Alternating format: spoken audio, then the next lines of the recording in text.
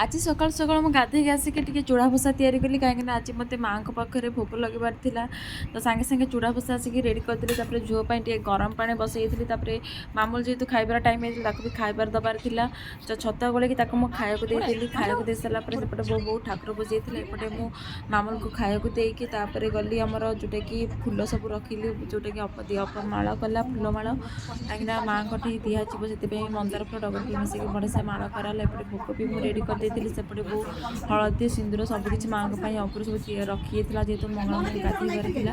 ଏପଟେ ଦାଦା ଆସିକି ମାମୁଁ ସହିତ ଟିକେ ଖେଳୁଥିଲେ, ହେଲା ଭିତରେ ମୋ ବୋଉ ବାହାରିଗଲା ମଙ୍ଗଳାଠି। ମୁଁ କହିଲି ମାମୁଁ ଯାହା ଟିକେ ମଙ୍ଗଳାଠି, ବଟ୍ ସେ ମନା କଲା, କହିଲା ନା ମୁଁ ଯିବିନି, ମୁଁ ଫୋନ୍ ଦେଖିବି। ତ ତାପରେ ବୋଉ ଗଲା ପରେ ଆମର ଯେଉଁ ବାହାରିଗଲୁ ଆମର ସବୁ କାମ ସାରିକି ଭୁବନେଶ୍ୱର, କାହିଁକିନା ଆମକୁ ବି ଭୁବନେଶ୍ୱର ଯିବାର ଥିଲା। ତ ଭୁବନେଶ୍ୱର ଗଲାବେଳକୁ ମାମୁଁର ଆଜି ଟିକେ କାନ୍ଦିଲା, ମୁଁ ବି ଜାଣିନି କ'ଣ ପାଇଁ କାନ୍ଦିଲା, ସେ କେବେ କାନ୍ଦେ ନାହିଁ। ତ ଏମିତି ଭାବେ ଦିନଟି ସରିଥିଲା। ଯଦି ଭିଡ଼ିଓ ଭଲ ଲାଗିଲା ଲାଇକ୍ କରିବେ, ସେୟାର କରିବେ, ସବସ୍କ୍ରାଇବ୍ କରିବେ।